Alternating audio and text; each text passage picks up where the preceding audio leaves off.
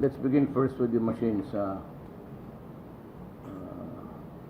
Huwag kayong magtipid. I do not want to have savings. Kung gastusin ninyo, or if you think that it can be spent for some other way, all you have to get is a permission to use it for some other purpose. Gusto ko yung anong ibigay ko, ubusin ninyo para sagad-sagad. Not a peso less, not a peso more. Huwag naman yung bottoms up kasi hindi naman pwede yung... So, I'd like to zero in some mga machines. MRI is very important. Yung sa kidney, yung machines lang, tanggalin mo na yung mga warehouse pati dormitoryo. Yes, sir. Magkano lahat ang tingin mo? Can you total it and can I have the figure? Yes, sir. Itong MRI, very importante talaga yan. Then you have the hyperbaric for those wounded, and sabi nila nakakatulong yan pagka lalo na itong may gangrene, and so that's very important for soldiers who are wounded, and takes a long time for them to be transported to the hospital. Well, let me remind you again that I said I'm giving up the yung eroplano ng yung naka-assign sa akin. In the meantime, the military can use it for any yung evacuation of soldiers who are really in dire need to have more medical attention. So yung mga Fokker na yan, you can always use that. Just coordinate with the Air Force. Hindi masyado, I can use the commercial flights. You can use it, pati yung presidential plane, use it during times of need. You're running out of time, and they have to be here for further medical intervention. Andiyan ka na? Yes, sir. Yes, sir. Magkano? The total for MRI para dun sa kidney stone and cath lab is 149 million. Pagkasama yung hyperbaric, paklik mo nga dun sa, ayan, sir, hyperbaric is 65 million.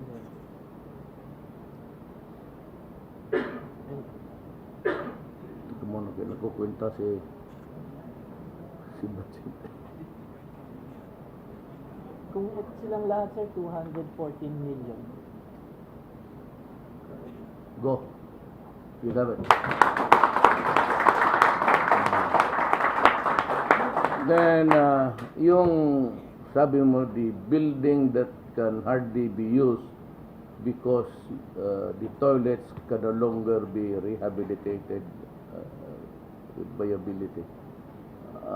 Anong purpose ng building na? That is our main hospital, sir, 7 floors. Okay. Yes, sir. Ayan, dapat kasi you have to improve the sanitation. Always, when I go to wherever, I always look at the amenities, especially the CR. Kung madumi na masyado yan, how much would it cost me to build a new building? When we ask the engineers, sir, and architects to do the chinek nila, sir, sabi ko kasi pwede pa ba yung building namin magpi-50 years old na. Pinantahan yan, sir, ng private and engineers natin. Tinig nila, sir, yung building nyo pwede pa retrofit lang kasi pagkakailangan ng building, billions ang kailangan mo. Hindi lang siguro hindi ko, sir, nakuha yung figure, pero kung re-retrofit mo lang siya, 150 million will be enough, sabi niya. Kasi, yes, sir. I really want almost a new one sa drainage, pati urinals and everything. Tsaka bakbakin mo yan, di ba? I want a clean and talagang working, importante yan eh. But it would be better, sir, if we have a new building. That was the advice of the older guy.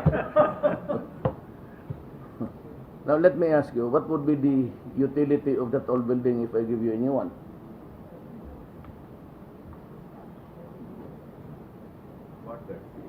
A smaller new building, sir, magagamit pa rin namin to, sir. Yes, okay. Retrofit namin. How much a new building would? The one we submitted for in DOH, sir, ORER complex pa lang is around 300. Ayan, sir. ER complex pa lang is about 327 million.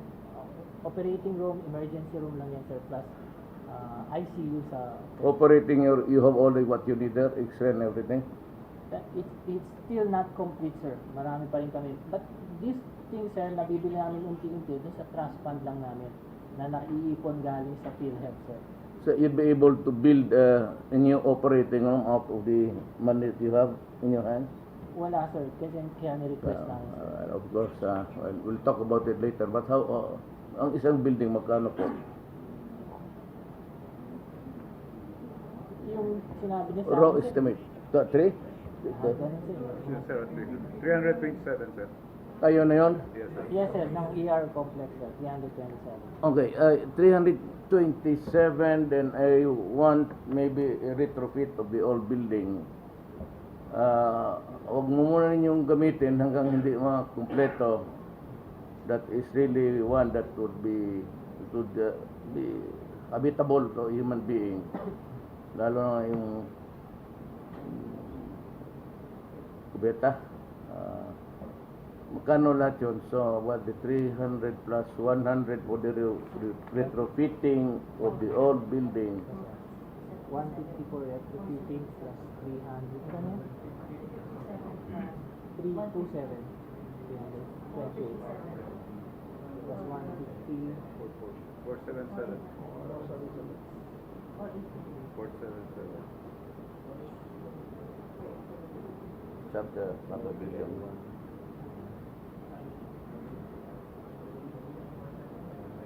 Sayang kasi ang building.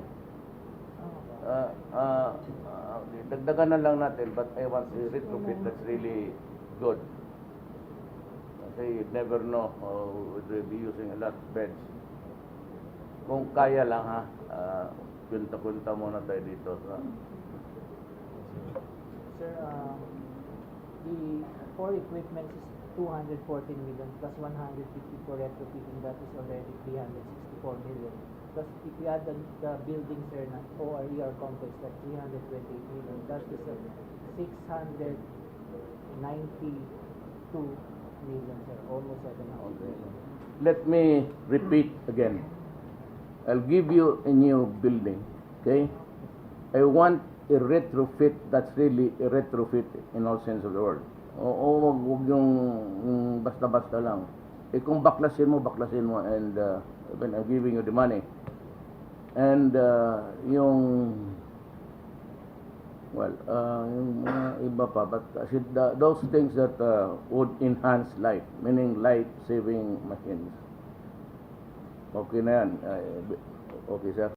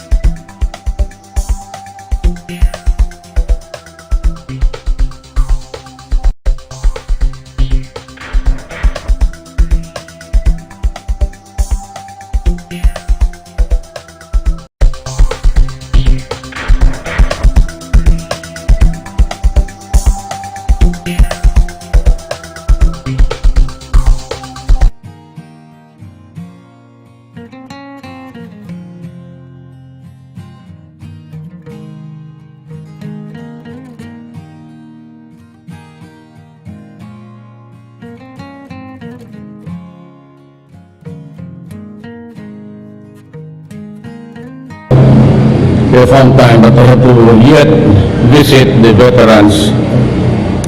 Ngayon, actually nandito ako para magpakita sabi ko, to introduce myself, regularly, but hindi ako kilala kung Tagalog, I'm Ibisayan, for some time, but 3 years only existed, the daughter Simon, father is Cebuano, but my mother is from Mindanao. Siya ho'y isang anak ng Maranao, pero yung tatay niya in Czech. Anyway, yan ang make-up ng pagkatao ko. I'm here to visit you, to share your grief, yung ano talagang buhay. Total, wala naman din sisihan dito, at pumasok tayo dito, gano'n na nga. But at the same time, I'd like to share your whatever happiness that you have here. Nandito po ako at magpasalamat tayo kay Secretary Jokno. Binigay niya mo lahat ang gusto ninyo ng mga ipit. Pati isang building na gusto na pong hindi naman i-condemn, but it is not suitable anymore for the confinement of soldiers who are hospitalized. I gave you a new building, tapos i-refit, ayusin yung sa banyo. Hindi na daw maganda ang tagal na yan. I'm sure with the years that has passed by, it has, that building has seen a lot of waste around, so we have to condemn it first, refit, then, but I'll give you a new building para rin sa ating mga kasama. Now, itong binigay ko sa inyo would cost you something like people of the Republic of the Philippines, what, $500 million. May Barrett kayo, and this is the thing also that I was about to use when I was suffering from smoking. Pero, as a long story, tanong na lang kayo ng doktor kung ano yung Barrett, ay yung Burgess disease. It's caused by cigarette smoking. At saka yung lahat, MRI, tapos yung gamma ray, yung pag-opera, tumor, non-invasive. Marami, basta ang binigay ni Secretary Jokno sa inyo about $500 million, and it will be released soon. Alam mo,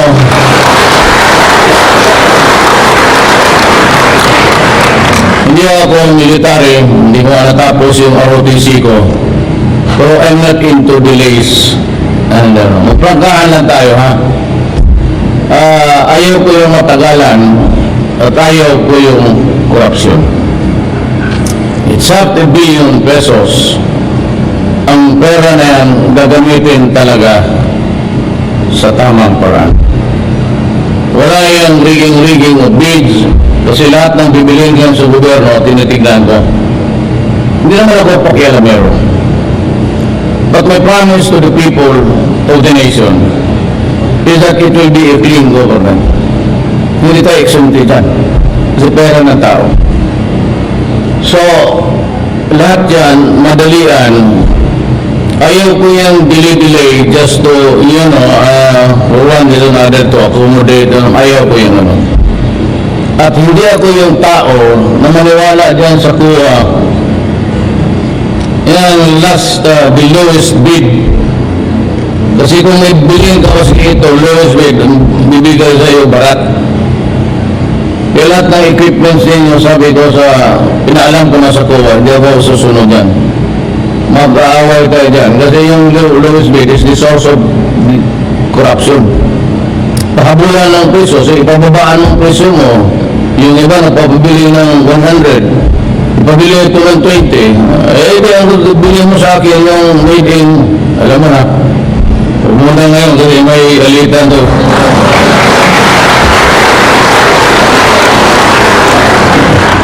Tapos sabihin mo ng sundalo, so masira ka agad.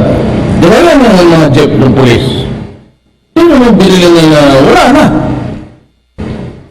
Ano ko? Huwag mo akong bigyan ng shit na yan.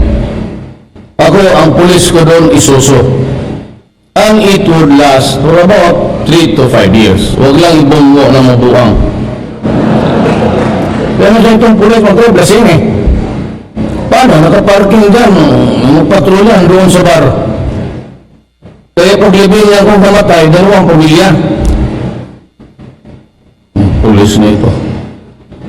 Ayan, I've been mayor for 23 years. Huwag tayo magbulan. Doing this strictly in accordance with the law, and I want it fast. So, I promise to you na it should start yung building na yan. So, 2 months from now, at yung equipments ninyo, yung state of the art, bahala na mahal. Basta ayaw ko yung gagamitin na sisira.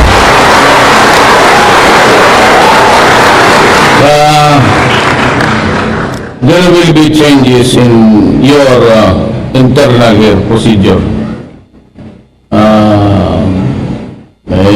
Reklamo ng even the medicines. Kasi there will be changes. I will insist on it.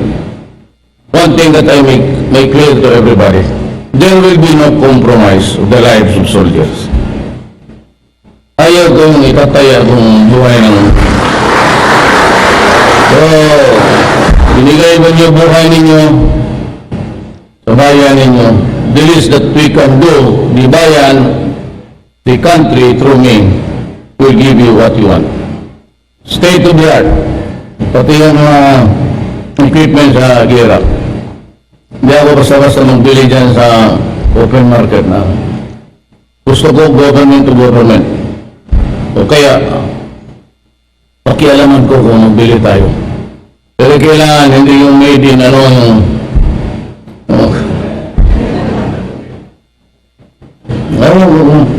tapos palaway pa. Gano'n lang, unahan lang tayo sa... Kaya huwag tayo muna maghanap ng away. Ako pa naman ang presidente. Baka pagkatapos ko bahala na magwala kayo.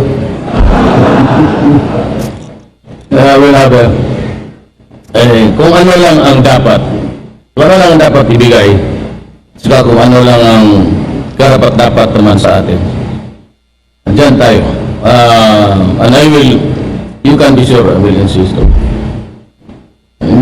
Sorry doon, maraming, I have to talk to, hindi na ako basta magdaan lang yan, upuan to sa kama yan, Adre, anong nangyari mo?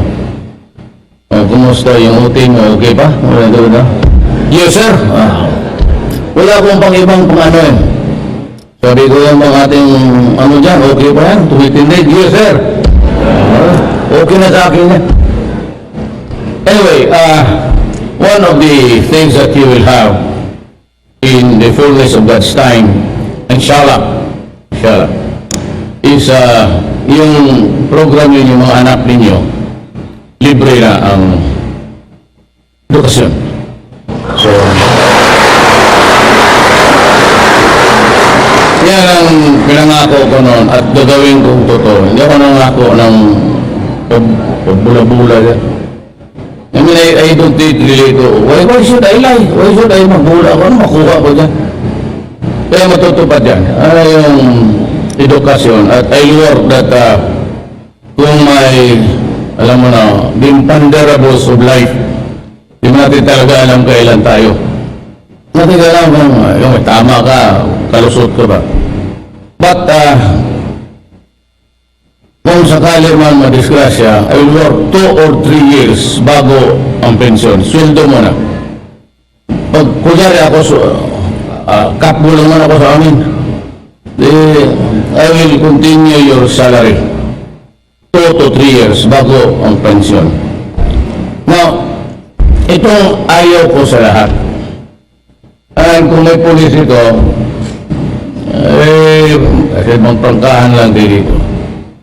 Gusto ko mag-create ang armed forces ng opisina just to make yung mga pension benefits tatapusin na nila. At sila na ang mag-prepare ng lahat. At kung mamatay ako, si Sergeant Rodrigo Duterte, huwag mo lang paikutin yung biyuda pati mga anak.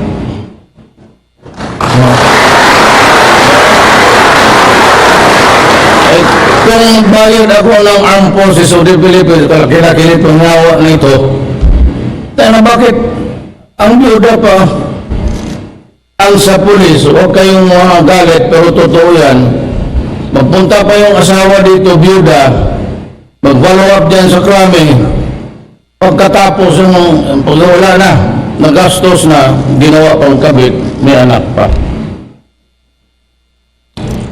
Ako, hindi ako magpano-pakorni sa inyo.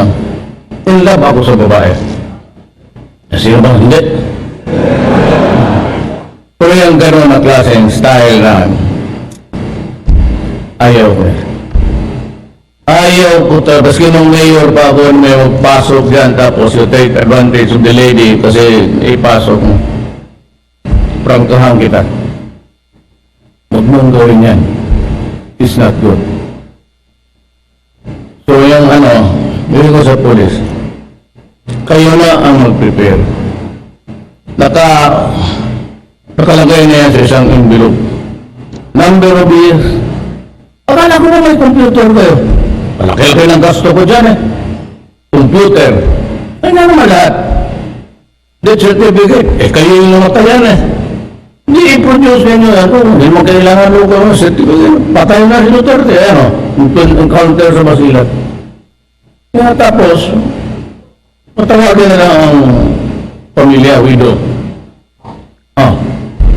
Yun lang. Ayaw ko ng drama na mag-ikot-ikot pa yung asawang. Hindi. Bakit gano'n? Yan ang ayaw ko dyan sa krami. Nagagamit pa yung mga biyuda dyan. Hindi mapagpuwi sa kanila. Dahil may asawa na o uli o. These are the things na totally unacceptable sa akin. Kung ngayon nyo ito, so mamili ka. But these are the things that I would never tolerate. Ako nandito with a specific duty to serve the Republic. I promise you a clean government. It will be a clean government. Talagang malinis.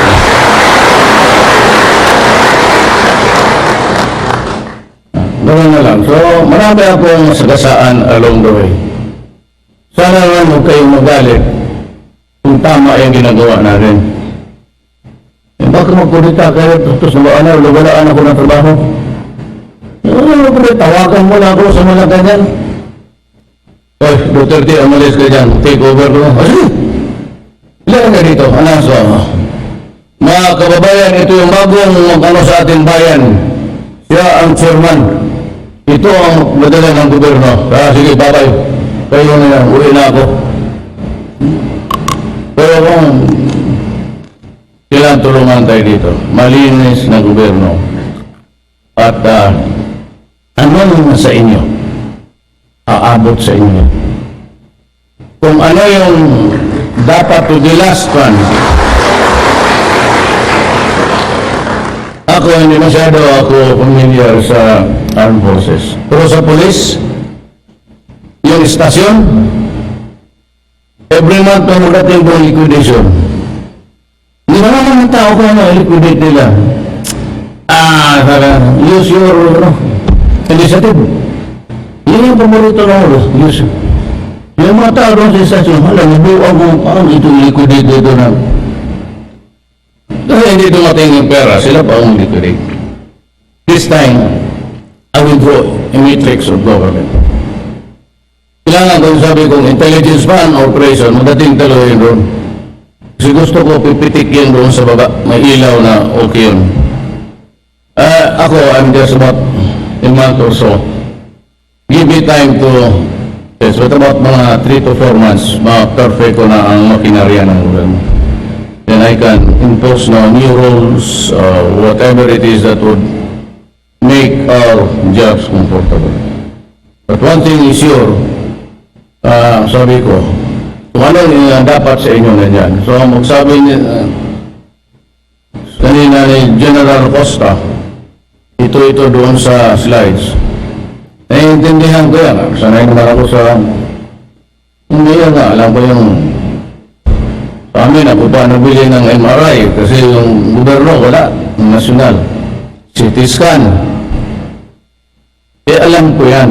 Kaya I was really surprised kanina na a national government institution so under the armed forces, wala itong mga MRI. Eh kung sa Davao, meron yung mga maliliit na hospital. Anak ka. Kaya ako nakikinig lang ako kanina, but I would have wanted to blurt out and say, klase itong the lives that are put at stake in jeopardy, in danger, in peril. Tapos walang the barest minimum of equipment. Hindi ko lang pinakita yung ano ko para may lukuhan to. Kaya nung sinabi mo, gusto ko, sige. Building, sige. O kaya ang building lahat, Bisaya pati na rin, tama lang. Huwag mo akong bigyan na half, hindi na kompleto. Gano'n, probinsya. Hindi na local government. Half completed school, ang bridge na 1 kilometer, nandito lang. Yan ang nakikita natin. So, what is destroying our life? Yoga. Hinayaan talagang mag-flower, mag-bloom. Ako na ang favorite whipping boy. Duterte, extrajudicial killing sa Davao, kaya peaceful. Ang ngayon presidente ako, inipit ko lahat. Pati hindi ko alam gano'n. It's 500,000 surrenderers. Anong gawin ko na lang? Gawin kong Norte? Then I have to order the military. Sabi ko kay Secretary of Defense, you have to provide the spaces because kayo yung malalaking binigay ng gobyerno ng reservations. So I was it about 1 hectare there. Total, kukulingin mo naman ng hardware yan. And I would build so many rehab centers all over the country. You know why? Kasi, alam mo, ang Cebu, take it from me, 1 year constant use of Cebu will shrink, tutuyo yung utak. So karamihan mong nandyan na tinamaan na, kita mo tulala magsalita. You start with the normal conversation and then it would run afoul, go somewhere else. Ano ba nga sila lang, sikit-kit ng, kaya yung lahat ng addict, sila ang ipin. Wala na yung kasi yung ginigrit yan. Tas sabi ng PDEA 3 years ago na there are 3 million addicts in the Philippines. That was 3 or 2.5 years ago. Alam mo, nabasa niyan. So now, how many? So lagay mo na lang incremental increase at a very conservative number. That would translate, let me just give it another 700. 3,700,000 addicts in the Philippines. All potential criminals every time they want a fix and they do not have the money. Nakita mo dito nag-lower ang krimen. Wala naman kasi mag-hold up, wala naman kakyat bahay. Kasi nagtatago lahat, takot patayin. At talaga magtago kay putang ina nila, patayin ko talaga. Bullshit. Alam mo anong sabi dyan sa harap-harapan sa TV? Oh, so, I have a problem to solve. And the only way to do it is to, ayaw kong pumatay ng tao. We cannot build a country by killing our own citizens. Yan ang given talaga dyan. But we cannot allow a group of men or a percentage of the civilians to destroy the youth and to destroy our country. Hindi talaga pwede sa akin. Kaya every military unit should have one team, hindi naman lahat, na anti-drug group. At they were, ako mag-lecture ako kung gusto ninyo, I start the lectures. Because, even naman, ano na ngayon, I started in 1974, I was, bago ako, nag-asawa kasi ako kaagad, kulang yung pera, so I had to teach police academy. I was handling criminal evidence, pati criminal procedure. And if you just listen to me, in about 1 hour, you will have all the things that you would learn to be an effective policeman. That way, there is all the, nandiyan na lahat. Tumakinig lang kayo. But every unit ng armed forces should have one team, of course, yung terrorism, drugs, pati terrorism. In the days to come, yung rampaging ideology ng ISIS, dadating dito yan sa atin, whether we like it or not, because we have hindi naman lahat. Sabi ko nga, kayo mga Moro, huwag kayong I'm a Moro to. Pero yung itong hindi tayo pwedeng magkariguhan dito, papasok ang ISIS dito. Kaya that's what I'm praying to God na magkausap lang tayo. I have kept my cool despite of itong, although I lifted the truce, kasi dinadyamin naman nila tayo, but then again I said, I am not up to it, just yung sagutin ko sila ng bla-bla-bla. Hayaan ko lang muna because kung ako lang, but I carry the burden of the nation. So, ang bumanga ako, ano lang talaga, pigil. Until such time that said, maybe we can reach it. Pag wala na itong wherewith, marami akong maibigay sa inyo. But you know, the cost of waging a war, bullets, ammo, mortar, repair, lahat yan, pati magbili ng bagong state of the art, it is a lot into the economy of the country. Kaya ako kailangan kapag reglo ako ng komunista, I have to deal with the MIMN bago ko tirahin yung I will not talk to the abuser.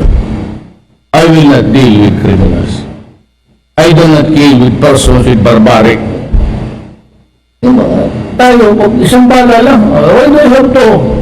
So, an idiotic nga, gano'n-gano'n mo pa. Saan mo sa Cotabato, putulan ng tenga. Di trabaho natin, isang bala pong patay, iwanan mo na. It doesn't change anything if you do something else. Or add to, which is not needed. So, yun lang ang ano ko sa iyo, kasi papalit-palit mo kayo ng assignment. Well, we will build a shop there inside that hospital that would house the new equipments. Bigyan niyo ako ng until August, September, December. Pati yung hospital ninyo, by December kailangan tapos na. Ayaw ko yung 2 years after matapos na. Kaya bigyan mo ang hospital, tamang building. Huwag mo yung bukas-bukas.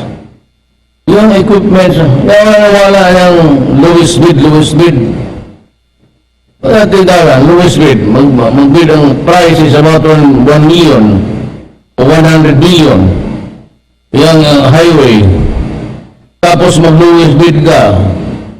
Ibaba ng mga gago. Wala namang truck, wala namang tractor, wala lahat. Mag-bid, ibaba niya, pabagsak niya ng 20. Pwede manalo siya. Ngayon, pag magbigay pa sa mayor, magkuha pang kuha, hanggang the stupid law, na pati yung barangay captain, mag-certify na kumpleto yung 1 kilometro, ganun lang, kasi, wala yan, ha? Lansya lang yan, sige, investigar. Not this time. Hindi talaga. Lahat ng money value ng Pilipino, talagang papasok. So I hope to see you again. I said maybe sana awa ang Diyos sa atin maka dyan na yung pera, binigay ko na. Patitigan ko talaga data. Pag building yan, huwag mo akong bigyan ng ayang bidding yan. Nandyan ako. Ako ang mag-bid para walang gulo. Ako na. Tapos marami pa ako. Tingin ko saan pinakamaganda. Tanong mo ako, doktor, anong pinaka-the best? Yun na, sabi yung ko, lowest bed, lo mo. Iingay ko, tapos net product ng trabaho mo, basag. I will argue with, have to talk to ko again, have to revise it. It must be really the quality. Kasi sa mga armas, nagbili tayo made in China yung police, nagbili ng made in China M16. Ano, kabuang. Sinadya mo yan ng tuntor yung gawa ng rifle niya, paiwi na. Isang tinunong baril, ang rifle, sure, dalawa lang. Pero paglabas ng bala niya, gumagano yan. Isumutahin yan eh. We should buy ito, the traditional natin, market natin. Everything will be quality and fast and meron akong gustong gawin pero it is not a good topic today. Maybe tomorrow, bitawan ko yung bakit nag-hold muna ako tayo kasi may hinihintay ako ng mga equipments. Kailangan ko pa ng 10,000 soldiers. Kasi yung hiningi ng defense ni Lorenzana, 20, sabi ko, hindi ko kita mabigyan yan. Maybe 10. The police. Pag nandiyan na yan in place na, pwede na akong tumiskarte. Then I have the equipments, yan. Pwede na tayong, but I have to fortify. Hindi ako pwedeng pumasok doon na bakante ito. Halo. Lagay ko muna yung dyan. I need about 5,000. Magkano lang ako ng mga SAP battalion. Give me about 7, sir, para sa i-deploy ko sa Mindanao. Kung na-deploy ko already, pasok ako. But until then, medyo relax lang tayo. No need to go to war at this hour. We save our energy for a better fight. But we must have the quality in our hands. Di na magtagal, kasi pati ako walang kain, alam ko wala pa kayong kain. Gutom na rin ako, alam ko gutom na kayo, kasi sa likod, naririnig ko na. Ganito ako ka, tanda ha? Putang ina, Duterte, kailan ko matapos yan. Jesus, Rosep, alam ko yan. Mga lecture, tapos gano'n. Sige lecture, putang ina, hindi pa mamatay ito, putang ina. Guys, I'm your friend. I'm here to serve you. Kayo masyadong anak lang ako ng mahirap. At from the ranks rin ako, kagaya ninyo. All throughout the years. Wala akong I have nothing to tell you but with this statement, I will serve you and I will not abandon you. Maraming salamat po.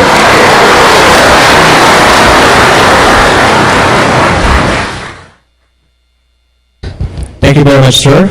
We will now proceed with a photo opportunity with President Rodrigo Roa Duterte with the officers and enlisted personnel of the AFP Medical Center.